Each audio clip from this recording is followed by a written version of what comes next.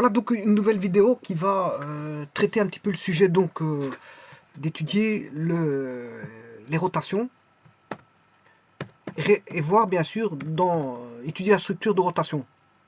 Mais en n'allant pas si loin, c'est-à-dire dans les rotations, voir si on a une structure de groupe, voire de groupe abélien. Donc de groupe ou structure de groupe abélien.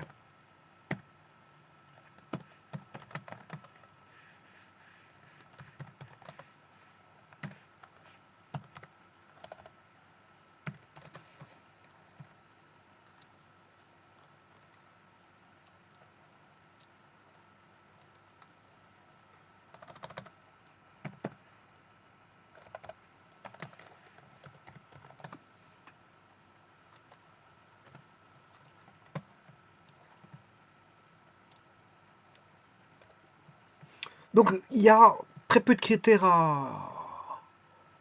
contrairement si je devais démontrer, enfin pour étudier quelque chose, étudier un ensemble avec une autre composition dans lequel on aurait un espace, dans lequel il faudrait étudier la structure d'espace vectoriel. Bon, là on devrait avoir beaucoup de critères à étudier.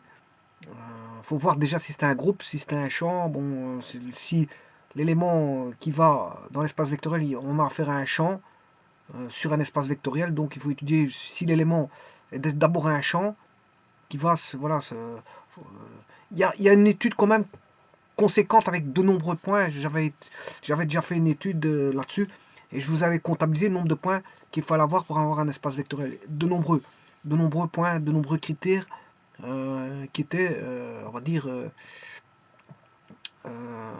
nécessaires. De nombreux critères étaient nécessaires pour avoir un espace vectoriel. Bon, mais ici, pour la structure de groupe et de groupe abélien, ben, la structure de groupe, il n'y a que 4 critères. On part du principe qu'il n'y aura que 4 critères voilà, la loi doit avoir 4 critères. Alors, pour avoir un groupe abélien, c'est ces mêmes critères, mais on additionne un critère en plus, donc on aura 5 critères. C'est les mêmes. Il faut que ce soit un groupe et vous rajoutez la commutativité pour avoir un groupe abélien. C'est juste ça. Bon, mais avant toute chose, on sait ce qu'on va étudier ici, c'est la structure de groupe, voire de groupe abélien. On va rajouter un critère en plus pour étudier les rotations. Alors, tout d'abord, sachez une chose, que les rotations, les translations et les réflexions sont des cas d'isométrie. Ce sont des cas d'isométrie. C'est-à-dire, bon, ils conservent les distances. Ils conservent les distances. Donc là, on a affaire à des cas d'isométrie.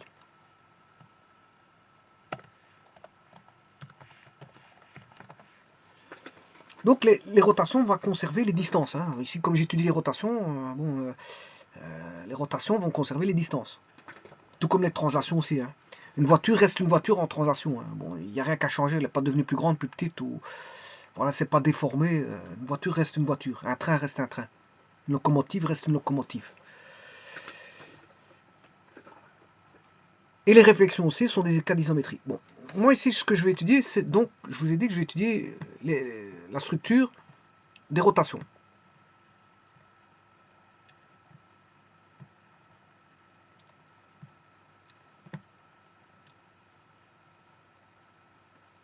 Alors, les rotations, bien sûr, si vous voulez faire une rotation, c'est via un compas. Un compas. Alors, qui dit compas dit pointe C. La pointe C va se situer à un centre de rotation. Donc, il faut savoir où vous allez mettre votre centre de rotation. Donc, vous placez un point quelconque dans le plan. Voilà, vous estimez le lieu où vous devez placer l'origine, qui sera le centre de rotation. Voilà, vous placez l'origine. Et une fois que l'origine étant placée, que j'appelle O, vous n'y touchez plus. Ce qui veut dire que l'origine, si vous n'y touchez plus, je considère ici que je n'y toucherai plus, je ne ferai plus de rotation ailleurs. Je vais faire que des rotations sur le centre O. Donc, il me faut un centre O où la pointe C va venir, bien sûr, se positionner. Et bien, ce centre O va rester fixe, sera fixe.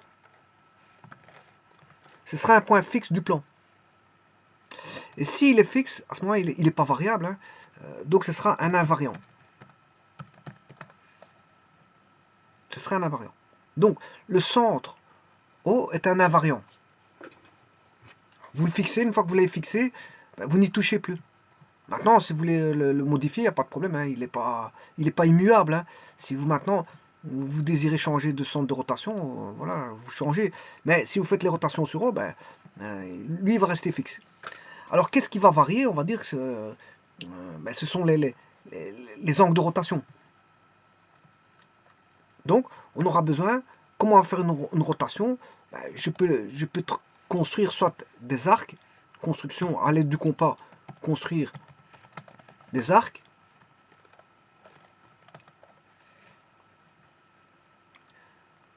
On va construire des arcs. Mais cet arc est défini par rapport à un angle.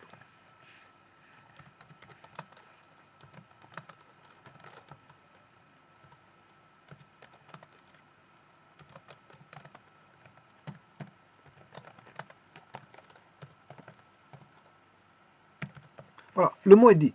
Donc, qu'est-ce qu'il faut? Il faut deux choses. Dès que vous avez fait ça, bon, vous prenez votre compas.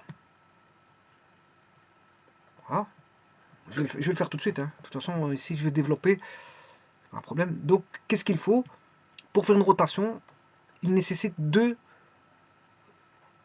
on va dire, deux éléments. Il faut deux éléments. Le premier élément, c'est là où vous allez positionner votre point de sèche du compas, qui est un invariant dans ce cas-ci.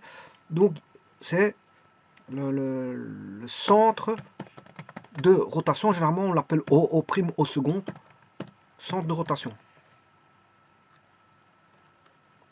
Bon, ici, je l'appelle O. Centre de rotation.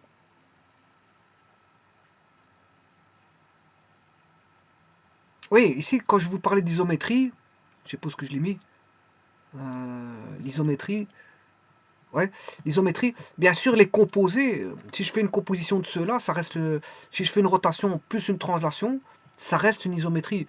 Si je fais une réflexion plus une rotation, ça reste une isométrie. Si vous faites une rotation suivie d'une translation, suivie d'une réflexion, ça reste une isométrie. Voilà. Les composés de rotation, translation, réflexion, bien sûr, sont des isométries aussi. Hein. Ah, bon, on est d'accord. Donc il me faut un centre de rotation et il faut un angle. Pour dessiner mon arc, j'ai besoin d'un angle de rotation.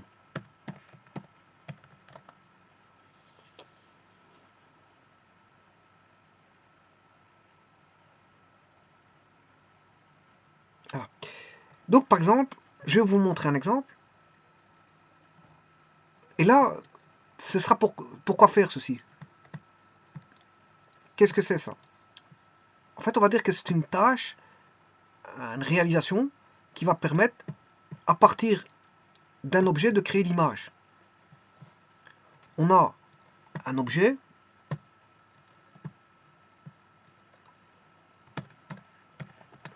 et grâce à deux paramètres, à ces deux paramètres, eh bien, on va créer l'image de l'objet. Donc, en allant chercher le centre de rotation, l'angle de rotation, ça me permet de créer ce qu'on appelle l'image, pas n'importe laquelle image, l'image par rotation de l'objet, bien sûr. Alors, l'image par rotation de l'objet, bien sûr, la rotation, ce sera de centre O et d'angle de rotation, d'angle de rotation. Je vais marquer centre de centre de rotation O et d'angle de rotation. Alors je vais donner une appellation, je vais l'appeler θ, d'angle de rotation θ. Voilà. Donc qu'est-ce qu'on a fait là? Eh bien le plan, l'objet s'est transformé. L'objet s'est transformé, il est devenu une image, on a eu une transformation du plan.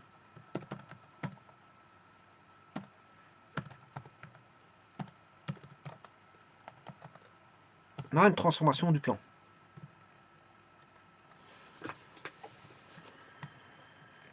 Donc on a construit une image par l'entremise d'une transformation du plan, on a créé une image grâce à un objet de départ. Alors sachant que la transformation du plan ici est une rotation, la transformation du plan ici, ça va être une rotation. Voilà. Alors pour faire une rotation, vous aurez compris qu'il faut un centre de rotation et un angle de rotation θ, que j'appelle ici θ. La rotation, je vais la dénommer θ. Donc on a bien un objet, on fait une transformation du plan, et on récolte, c'est pas un champ, mais enfin bref, on récolte une image. Voilà. On récolte une image par le fruit d'une rotation. Donc, on part d'un objet, on en construit son image par une rotation. Alors, pour définir la rotation, bien sûr, par une transformation du plan ici qui est une rotation, eh bien, on en construit son image grâce à une rotation définie. Et pour définir la rotation, eh bien, il faut définir le centre de rotation et l'angle de rotation. Voilà. Alors, sachant cela, je vais faire une rotation par GeoGebra. C'est-à-dire, je vais mettre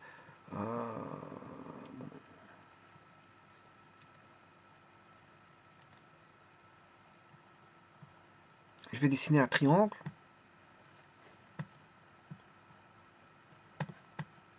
qui considère qu'il va considérer voilà, le triangle comme un polygone.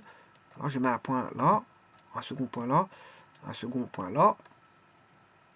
Je referme le polygone, voilà, je l'ai refermé.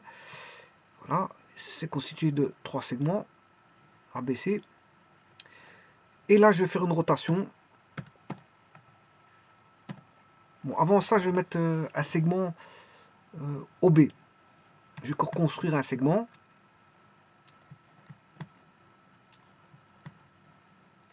OB.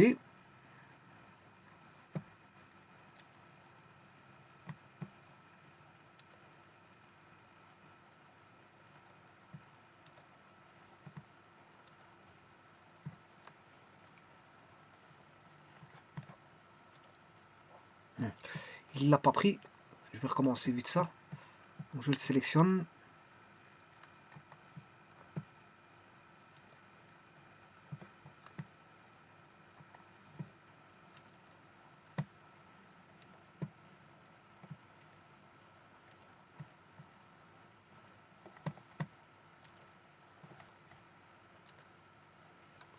Voilà.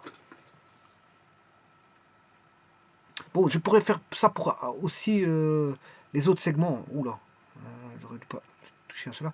Je vais faire un autre segment. Voilà, je prends D. Ça, j'ai pris une droite. Je me suis complètement gouré. C'est un segment. Segment de droite qui va relier l'origine à C, l'origine à A.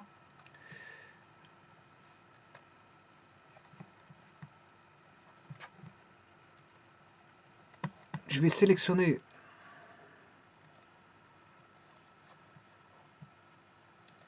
cette droite ainsi que cette droite. Propriété, je vais changer le style de trait. Voilà. Je reviens dans l'éditeur.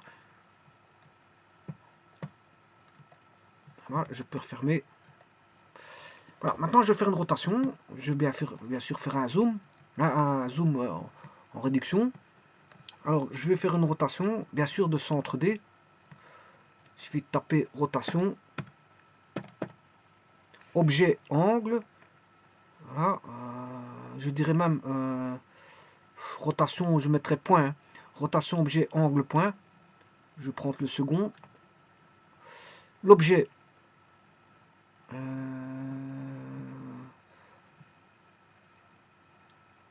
Oui. Voilà.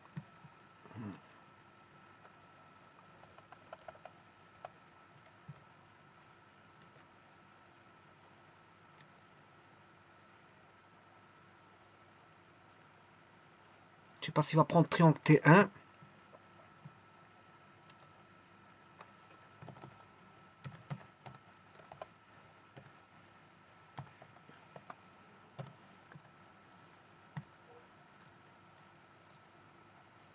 L'angle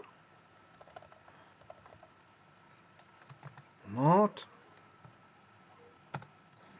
Et le point D. Voilà, bon, variable non définie triangle. Donc, je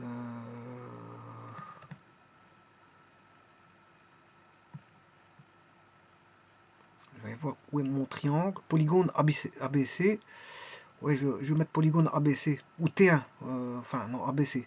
Polygone ABC. Je vais essayer polygone ABC.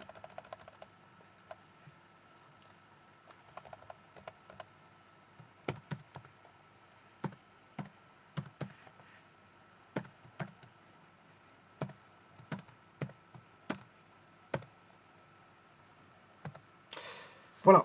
Il a fait la rotation, mais le problème c'est qu'il m'a effacé. Il a bien fait la rotation.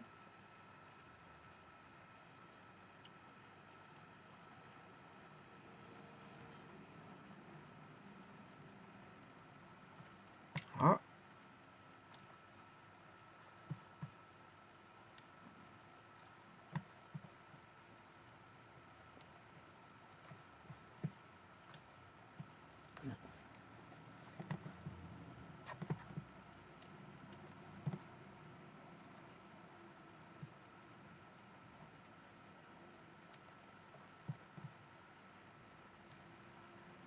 Voilà.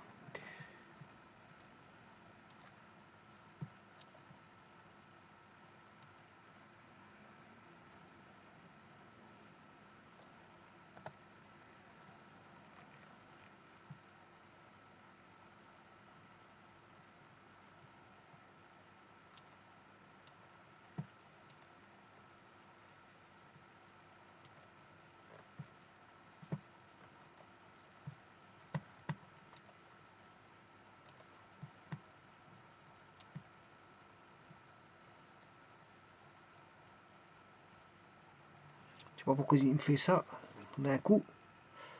Bon.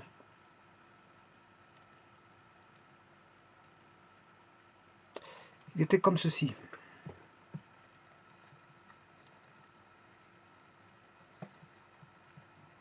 Je vais faire tourner de 30 degrés. Voilà. Donc je vais faire une rotation.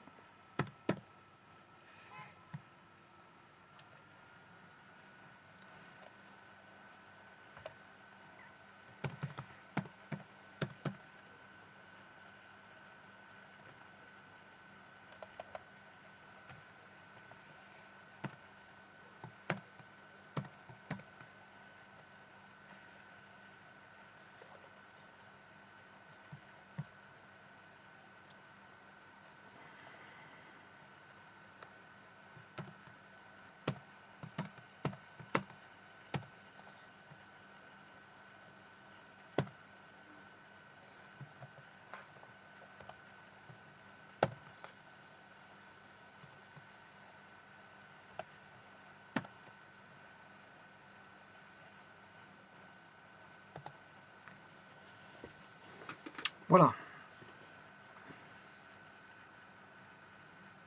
Est-ce qu'il a tourné de 30 degrés? Pour ça, je vais faire tourner Alors, je vais faire une rotation.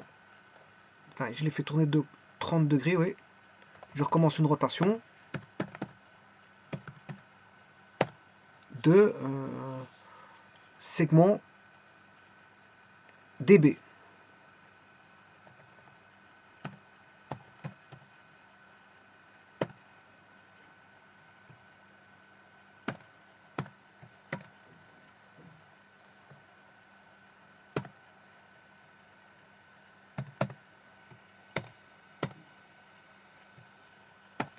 Centre D. Voilà.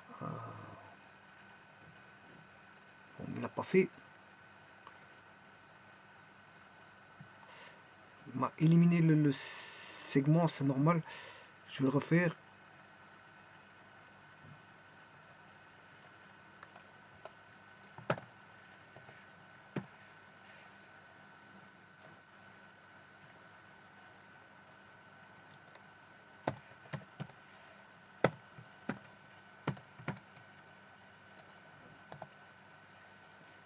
Voilà. Donc on a bien une rotation. Vous voyez que j'ai la rotation du segment. Bon.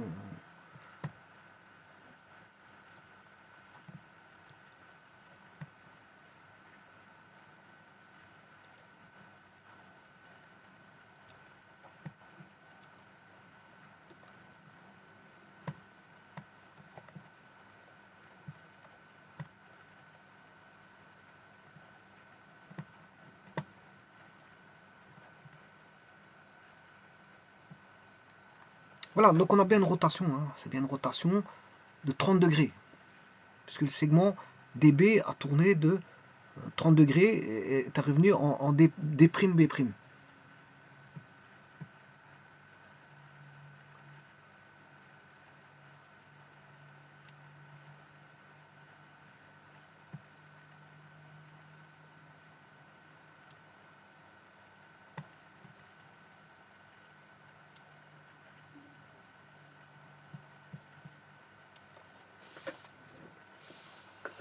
Voilà, maintenant je peux faire la même chose avec le segment, rotation du segment DC.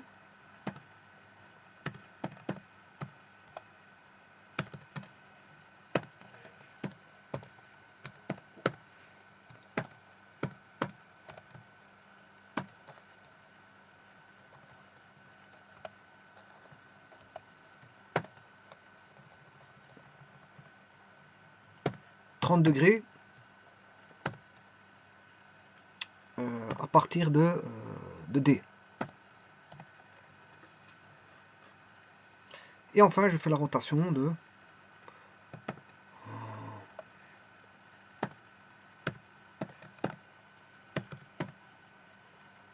segment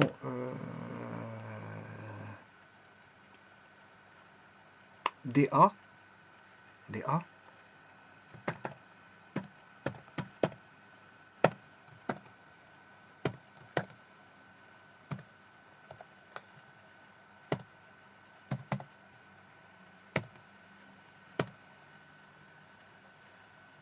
Centre D. Voilà, on a tout. Maintenant, je vais aller juste refaire un zoom.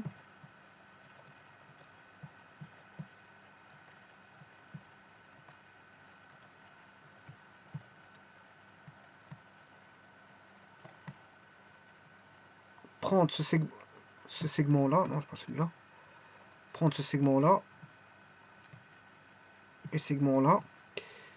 Bien sûr, mettre propriété couleur. Je peux prendre une couleur bleue, style de trait, prendre celui-ci.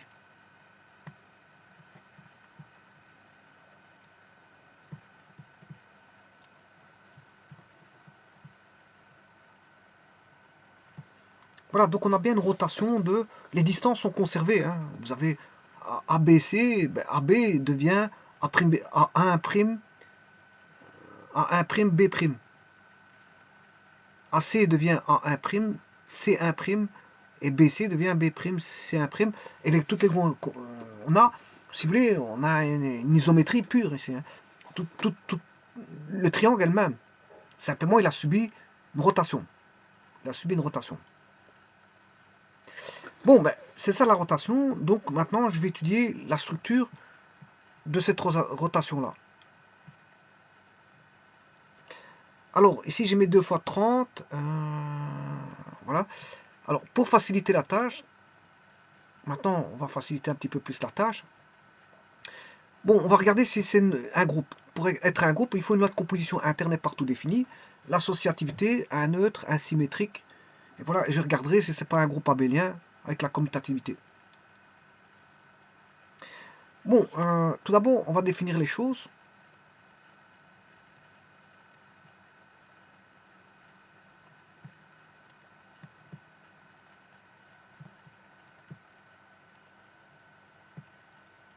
Qu'est-ce que c'est que l'associativité? La définition est là.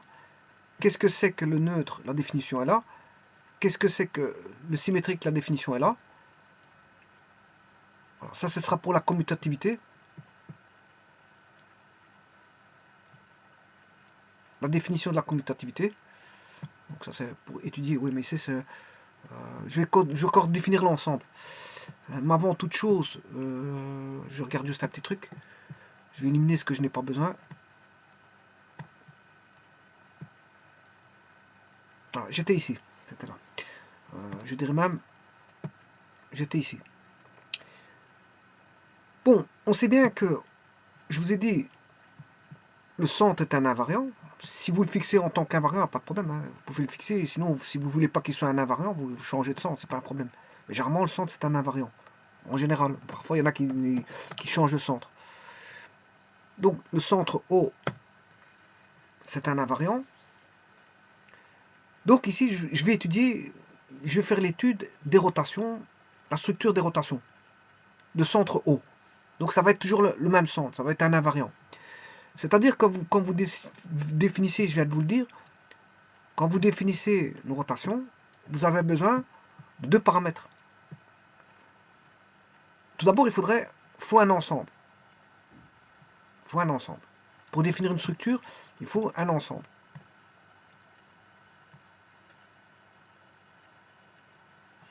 Alors, l'ensemble, ça va être l'ensemble des rotations. C'est tout l'ensemble des rotations du plan. Voilà. Donc, ce sera toutes les rotations du plan. C'est toutes les rotations du plan. Bon, maintenant, je vais fixer une origine, qui est un invariant. C'est une origine, O. C'est par rapport à une origine. Et bien sûr, il y aura un angle de rotation. Donc, comment je peux écrire? Je ne sais pas comment je pourrais écrire ça. Je pourrais écrire soit ça comme ceci. Origine, rotation d'origine O et d'angle θ. Ou je peux écrire aussi rotation d'origine O et d'angle θ. Bon, c'est comme je veux. Je peux prendre l'un ou l'autre. Rotation du plan. Bien sûr, c'est le plan. Le plan, c'est pi. Le plan, je l'appelle pi. Rotation du plan pi. Toutes les rotations du plan pi, dont le centre est l'origine O, et bien sûr de rotation θ. Alors, maintenant, ça, l'ensemble, il est défini. Dans une structure de groupe, la première des choses qu'il faut définir, c'est d'abord l'ensemble. On a un ensemble au départ. Donc, mon ensemble, je l'ai. C'est l'ensemble des rotations, je peux l'écrire comme ça, l'ensemble des rotations de centre O, et donc le θ donné. Ça, c'est l'ensemble. Maintenant, il me faut une loi de composition. Alors, cette loi de composition, généralement, on l'appelle star, T inverse, perpendiculaire, la loi plus, la loi additive, la loi la loi multiplicative, et ainsi de suite. Bon, ici, quand on va traiter de rotation, on le fera par l'intermédiaire d'une composition de rotation. On compose les rotations. Dans le plan, on fait des composés. Si vous faites une translation avec une rotation, on fera une translation composée avec une rotation. Voilà, suivi, si vous voulez, une translation suivie d'une rotation. Une translation suivie d'une je sais pas moi, d'une homothétie, ou peu importe, suivi de quelque chose. Bon, donc on parlera de composition. Alors là, il risque d'avoir un amalgame, parce que ça, c'est le centre de rotation, que j'appelle O, voilà, et ça, c'est le symbole composé, pas confondre le O de la composée. Hein, c'est comme quand vous écrivez F rond G, c'est vraiment ça. Hein. C'est bon, F rond G rond H, mais ici, c'est pas des fonctions, ce sont des rotations. Rotation R1 avec la rotation R2 avec la rotation R3. Bon, mais le tout, il faut que je définisse une écriture. Vous voyez que ça ne va déjà pas. L'écriture là, elle va déjà pas pour moi. Parce que si je dois mettre plusieurs rotations, il faut un indice. Et bon, il va venir, là, ça risquerait de... Voilà. Donc je vais omettre cette écriture-là. Alors, je prendrai bien celle-ci. Bon, mais je vais la simplifier, celle-là. Parce que là, il y a un centre O. On sait bien que c'est un invariant. Hein, bon. Alors, pourquoi écrire l'invariant, sachant que, bon, on sait bien que c'est les rotations de centre O. On sait bien que ce sont les rotations de centre O. Donc, sachant que c'est une rotation de centre O, ben, si c'est un invariant, je ne me préoccupe pas du centre. Je vais l'écrire tout simplement R de θ. Voilà, je préfère écrire. Alors s'il y a plusieurs rotations, j'écrirai la rotation R1, voilà, R1 de θ, composé avec une seconde rotation, R2 de θ. Voilà.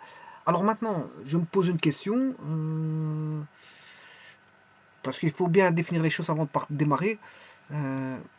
Est-ce que j'ai besoin d'un indice?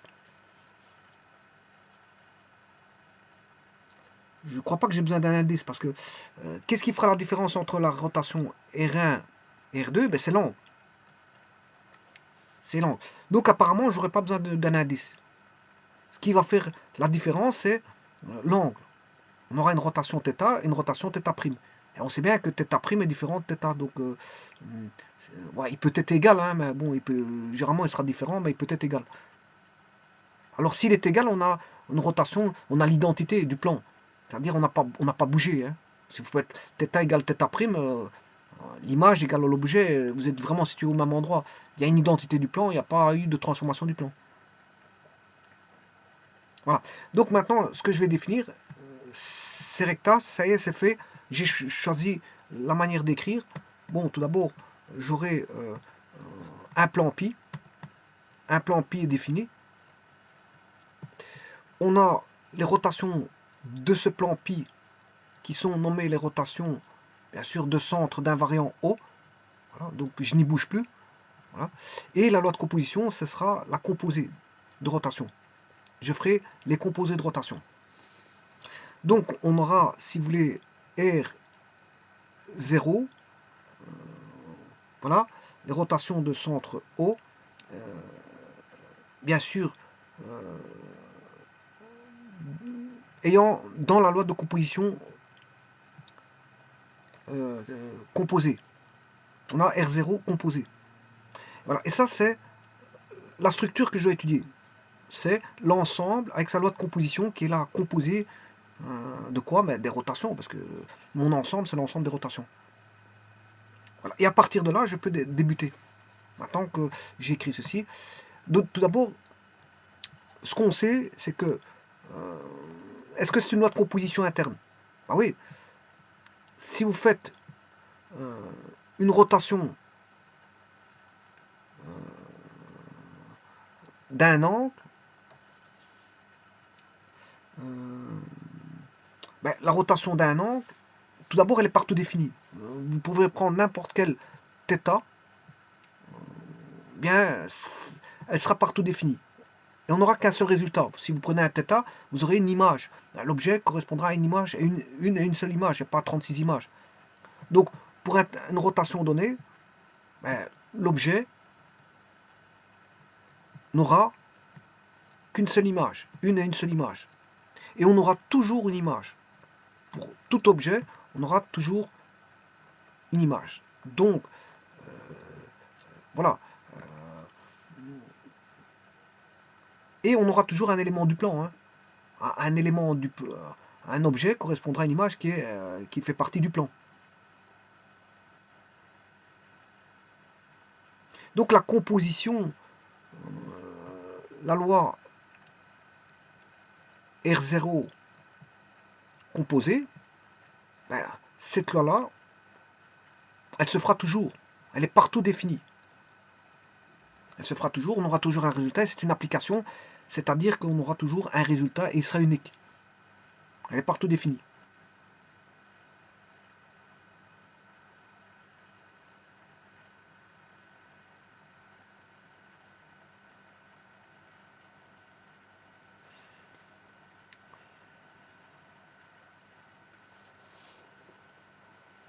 Voilà, et pour tout objet, on aura une image par la rotation de centre O et d'angle θ. Donc en fait, c'est bien une note de composition qui est interne, et elle est interne et partout définie, d'office. On aura toujours un résultat, et la composition de rotation voilà, sera dans l'ensemble R0, toujours. Puisqu'il provient d'une rotation, donc il sera toujours dans l'ensemble des rotations. Voilà.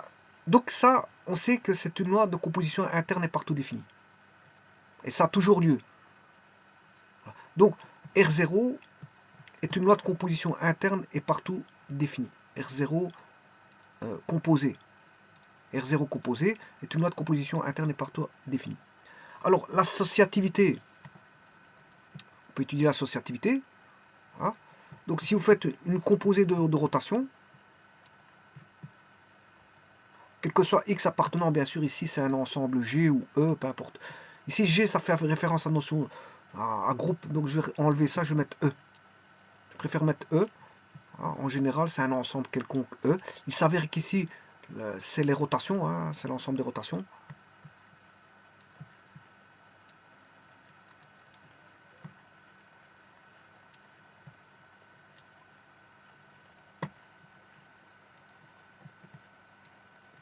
Alors, si vous faites une rotation d'un angle θ,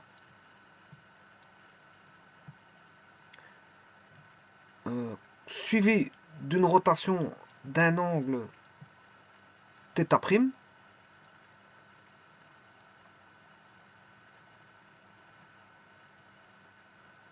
oui, voilà, suivi d'un angle, une rotation d'un angle θ seconde, voilà. Bon, ça c'est l'angle initial, hein. Le premier c'est l'angle initial, hein, je vous le dis tout de suite, hein. Ouais, c'est l'angle de départ, hein.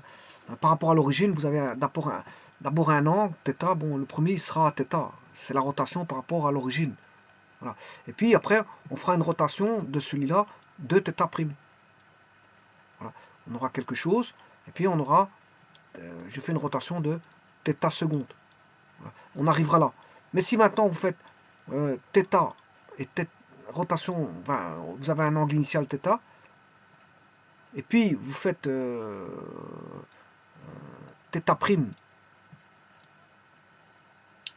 vous faites θ suivi de θ', puis vous faites θ seconde, vous allez avoir un angle qui sera ici. Maintenant, si vous faites θ', vous faites θ' d'abord, suivi de θ seconde, voilà, vous aurez un angle qui sera quelque part ici. Si vous lui adjoignez ben, le θ, je le fais mal ici, mais je peux le faire hein, par GeoGebra, c'est pas un problème. Hein. Mais ce serait un peu long de le faire par GeoGebra, c'est tout. Bon, vous avez déjà vu le temps que j'ai pris pour faire une petite transformation de rotation. Mais si je fais ça, bon, il faut faire voilà, je peux le faire. Hein, bon, je prends un segment, je peux le faire. Donc ici, il faut vérifier ceci, rotation de θ suivi de rotation de θ', suivi de rotation de θ seconde. Alors, là, je fais la composée de θ', θ seconde. Bon, je peux le faire par GeoGebra hein, pour vous montrer. Voilà, mais alors il faut que j'efface tout. ou alors il n'y a pas besoin de tout effacer. Ce que je peux faire, c'est d'enlever. Je vais le faire avec un point. Vous allez voir. Je vais faire tourner un point, ça va être beaucoup plus facile. Plutôt qu'un segment, parce qu'un segment, il faut le construire. C'est à partir de 2 points. Ben, je veux bien faire un segment. Hein, bon,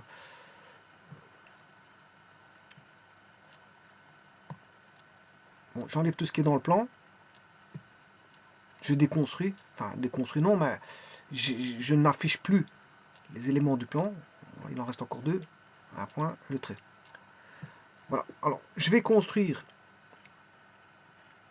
un segment. Bon, je vais le faire avec un point. C'est beaucoup plus facile pour voir avec un point. Je vais mettre un point que je vais appeler K.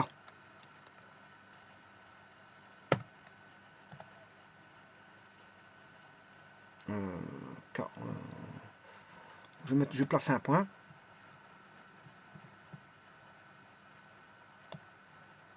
Là. Alors, je vais faire une rotation de F. Rotation. Là, il a déjà subi une rotation, donc je vais en faire 2 autres. Quoique.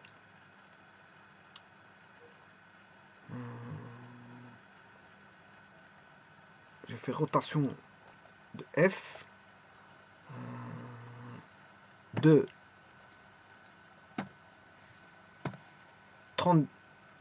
20 degrés de centre O. Le problème, c'est que le centre O, j'aurais dû le définir ici.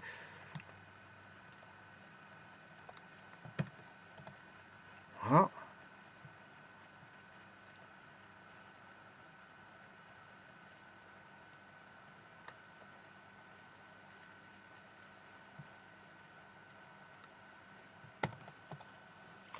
Voilà, pas oublier de mettre en degrés. Hein. Bon, là j'ai fait 20 degrés, je vais dupliquer.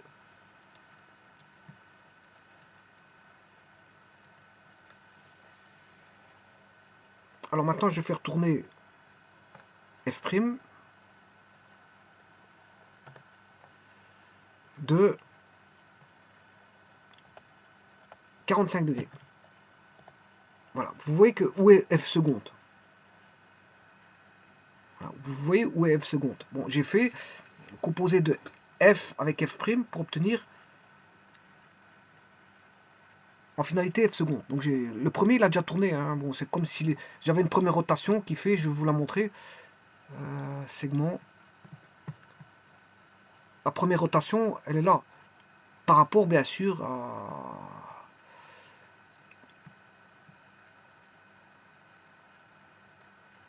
Voilà, à ceci, on a une rotation d'un angle de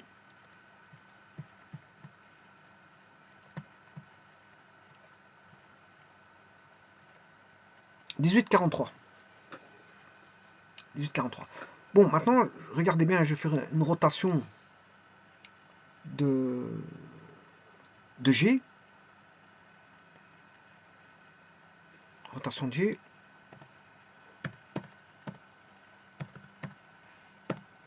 G.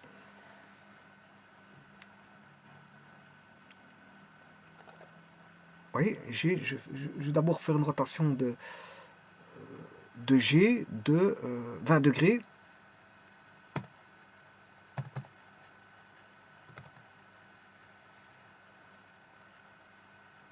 D'origine, bien sûr, O. Voilà. Ensuite, je fais une rotation de G',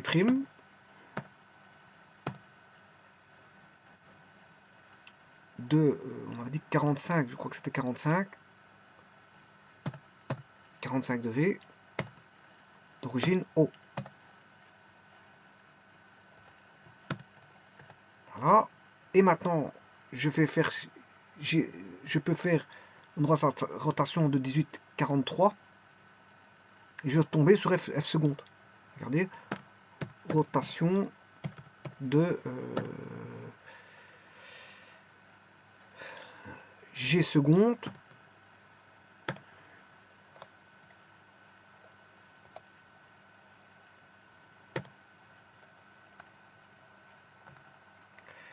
G seconde de 18,43 degrés, virgule, l'origine O. Et voilà. Ouais, il y a une petite erreur parce que c'est normal. Hein. Bon, c'était pas G que je devais faire tourner, c'était, si vous voulez exactement, ici il y a juste une petite erreur, c'est, bon, vous voyez plus ou moins où je suis, hein, mais c'est bon. Ce que j'aurais dû faire, c'est le point, regardez,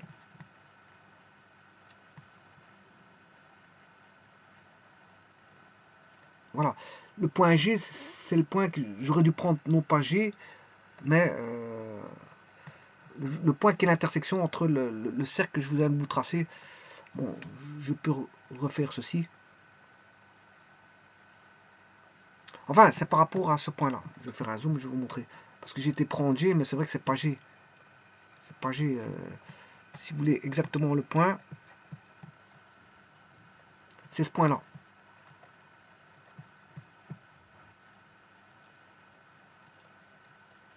Je sais pas pourquoi il le met à côté. Je vais faire un zoom.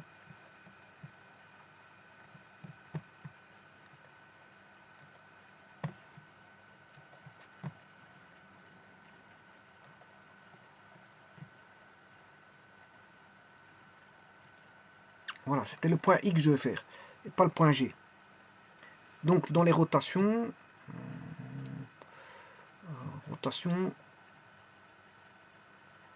j'ai l'angle de 18,43. Bon, c'est GOF, mais c'est aussi IOF. Voilà, donc là, je vais faire une rotation non pas de G, mais une rotation de I. Voilà. Après, je fais une rotation de G'. Et normalement, tout s'est aligné maintenant en faisant ça. Parce qu'après la suite, je crois qu'il reprend, il est dans le bon.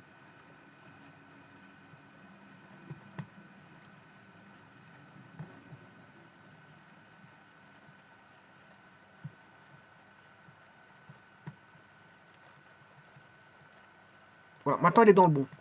Vous voyez que celui-là, ce point-là, il est confondu.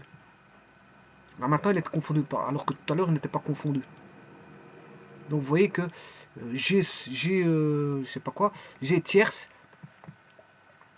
est confondu avec F seconde. G tierce est confondu avec F seconde.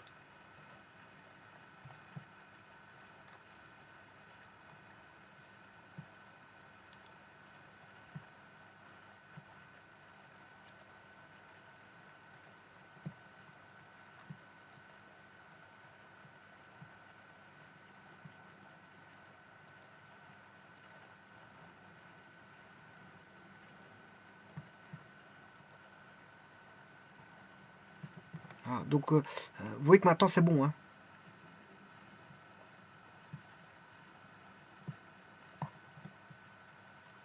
G tierce est confondu avec F seconde. Donc vous voyez que j'ai composé d'une certaine manière, je suis obtenu sur mon point. Simplement, c'est qu'au départ, j'ai pas pris le bon point. Il a fait une rotation, mais pas... voilà, le rayon vecteur n'était pas bon. Je devais prendre I. Tout doit être dans le même, on va dire, la même circonférence. Maintenant, tout est bon. Donc, vous voyez que là, je viens de pratiquer l'associativité. L'associativité est appliquée. Donc, on a l'associativité. Que vous fassiez R0 θ, ici c'est vrai que c'est le premier angle hein, par rapport à l'origine, c'est le fameux GO. Si vous voulez cet angle là, on peut considérer que c'est la première rotation par rapport à celui-là. C'est la première rotation par rapport à celui-là. Je fais une rotation, voilà, au départ il est là, la première rotation, mais ça va être 18, voilà, c'est mon premier θ. C'est par rapport à une référence, la référence étant le IOI, le segment OI, et le point I, la référence étant le point I. Puis je fais une première rotation, suivi d'une seconde 20 degrés. Donc voilà, j'ai f', suivi d'une, ça c'est θ 1, θ 2, et suivi de 45, θ 3. Voilà. Donc là j'ai 18,43. On va mettre 18 hein, pour faciliter la tâche. Celui-ci c'était 20. Et puis 45.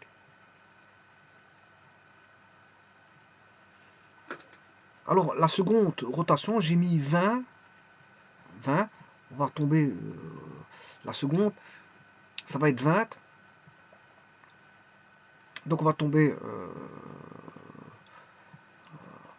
à ce niveau-là, à 20 degrés.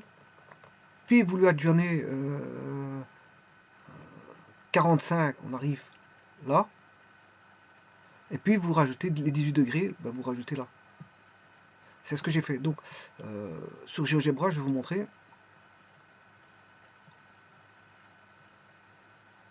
L'associativité, j'ai d'abord composé ici le 18. En fait, comme je vous ai dit, le 18, je vais mettre 18, hein, 18 degrés. Le 18 degrés, c'est la référence par rapport à OI. Voilà. Ensuite, j'ai mis 20. De 18, j'ai fait suivre 20. Voilà, j'avais 38. Et puis, j'ai fait suivre 45. Ben, 38 plus 45, c'est...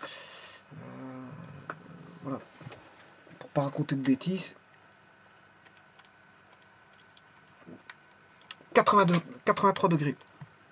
Non, 83 degrés. Bon. Alors, là, j'ai pas fait la même chose. J'ai fait d'abord 20, suivi de 45, qui fait 65. Et puis après, j'ai mis mes 18 degrés. Voilà. Et j'ai bien mes 83 degrés. Donc, il y a bien l'associativité. Il y a l'associativité dans les... comment on appelle ça? Les rotations. Alors, l'existence d'un neutre, ça, c'est simple. Le neutre, ce sera l'identité. Hein. C'est l'identité du plan. C'est-à-dire, c'est l'angle 0. Si vous faites une rotation, quand est-ce que vous allez avoir une rotation d'angle θ composée avec donc, une rotation, voilà, que j'appelle ici θ1, avec une rotation θ2, ben, ça va me donner une rotation θ1, qui est égale bien sûr à la rotation de θ2 composée avec la rotation θ1. Alors que vaut ce θ1? Que vaut ce θ2? Ben, vous aurez compris que pour avoir, à partir de la rotation θ1, vous avez un certain angle, par rapport à l'origine par exemple. J'ai un angle 20 degrés. Comment avoir 20 degrés? Ben, vous ne faites pas de rotation. Hein. Donc, c'est la rotation de 0 degré. θ2 vaut 0. C'est la rotation de 0 degré. Donc, le neutre, c'est ça. C'est la rotation de 0 degré. Et en faisant ça, ben, voilà, vous obtenez ce qu'on appelle l'identité. L'identité du plan. Puisque rien n'a bougé. Voilà. Donc, il y a un neutre. Il y a un neutre. Alors, maintenant, voyons voir s'il y a un symétrique. Qu'est-ce qui va donner la rotation de θ égale 0?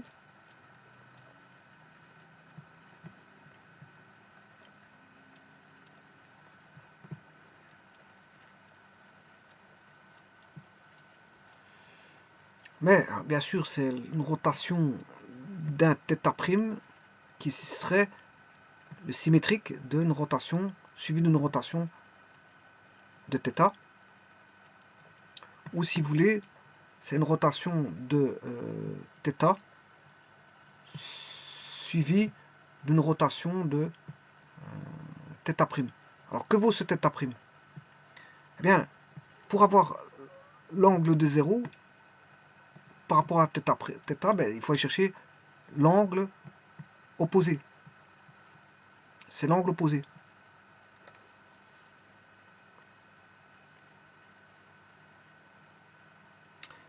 Donc, si vous voulez faire une rotation symétrique, symétriser une rotation, mais il suffit d'aller chercher l'angle opposé. Qu'est-ce qui permet de faire ça? Mais là, vous avez un θ, il faudra mettre un θ' pour avoir 0. θ plus θ' égale 0. Donc, il faudra que θ égale θ', moins θ'. Ça veut dire que θ et θ' sont des opposés. Les angles doivent être opposés. Donc, le symétrique, tout est symétrisable dans les rotations. Il suffit de prendre l'opposé de l'angle. Donc, il s'agit bien sûr d'une rotation inverse. C'est une rotation inverse. C'est l'inversion d'une rotation.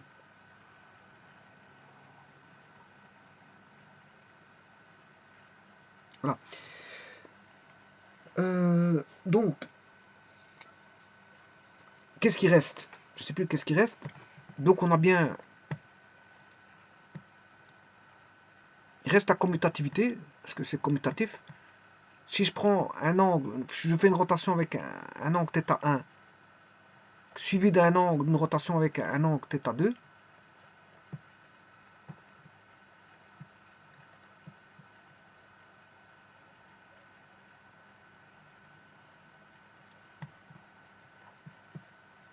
ben, ça va être la même chose. Hein. C'est un groupe abélien, hein, je vous le dis tout de suite. On aura ça, c'est la même chose que si vous faites la rotation de θ2 suivi de θ1.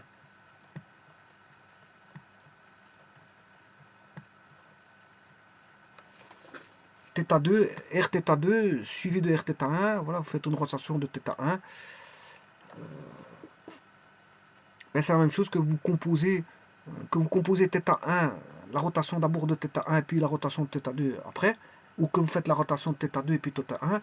Au bout du compte, l'angle il fera toujours θ1 plus θ2, et ici il fera toujours θ2 plus θ1 au niveau des angles. Donc on a bien voilà, l'angle qui est le même en finalité. Parce que θ1 plus θ2, ça vaut θ2 plus θ1. Tout comme c'est un peu comme l'associativité. Bon, vous associez dans l'associativité. Dans l'associativité, vous allez faire d'abord θ1 plus θ2 en rotation. Puis vous allez faire un plus θ3.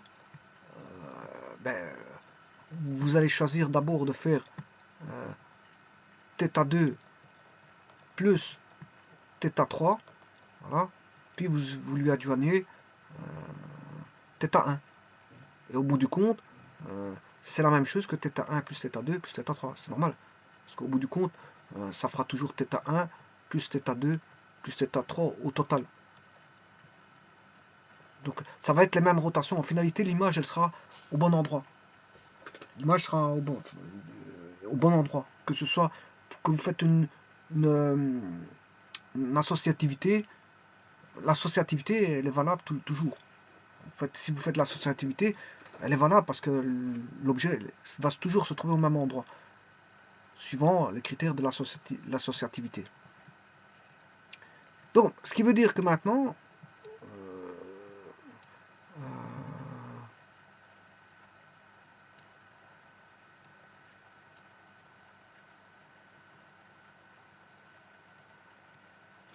eh bien, ce qui se permet de dire que les rotations, l'ensemble des rotations du plan, bien sûr d'invariant, l'ensemble des rotations, les rotations du plan d'invariant d'origine O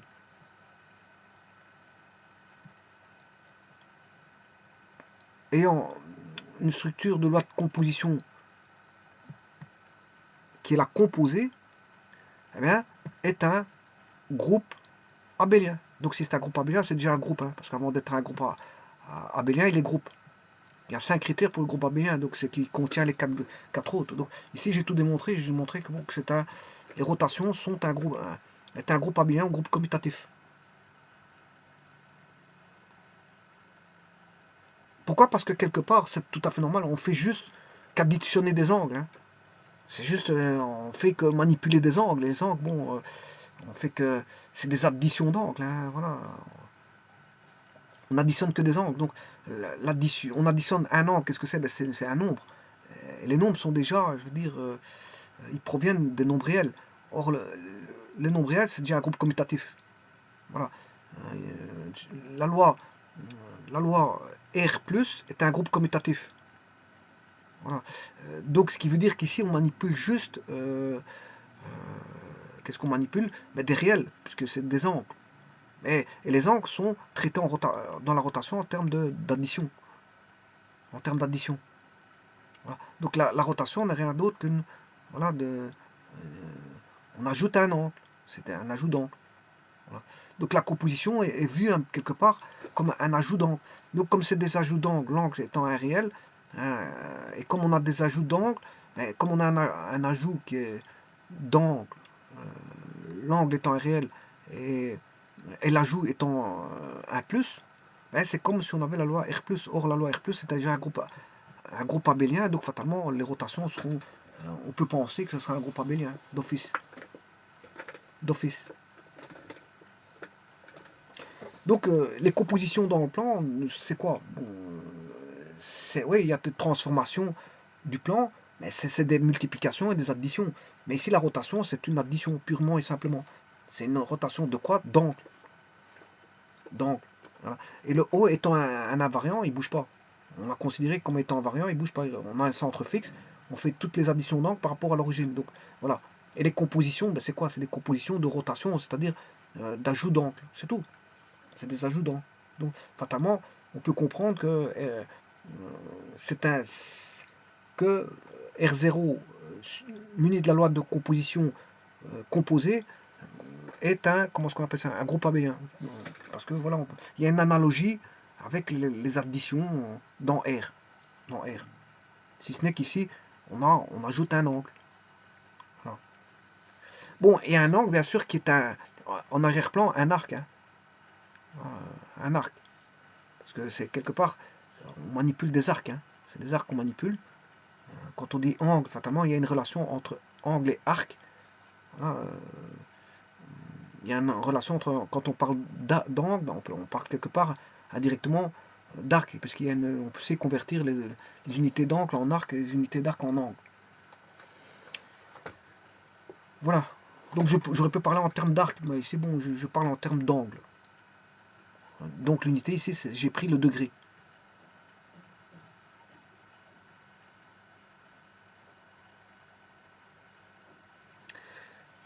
Voilà. Et donc n'oubliez pas que dans le plan complexe, on sait faire des rotations. Hein. Dans le plan complexe, on peut faire des rotations de nombres complexes. Puisque en fait, on a un plan gaussien, un plan de Gauss, qui est un plan complexe, ben, on y met un point à un point, je veux dire, on associe une affixe Z. Ce sont des points malgré tout, bien que c'est un nombre complexe, ben, c'est un point du plan complexe, donc on manipule des points. Donc dès le moment où vous faites des transformations, que ce soit des points dans le plan de Gauss ou des points dans le plan euclidien, dans le plan affine, ça ne change rien. Les transformations, une rotation reste une rotation, une translation reste une translation, voilà, une homothétie reste une homothétie, peu importe. C'est pas le fait que vous changez de plan qui va changer quoi que ce soit. Voilà.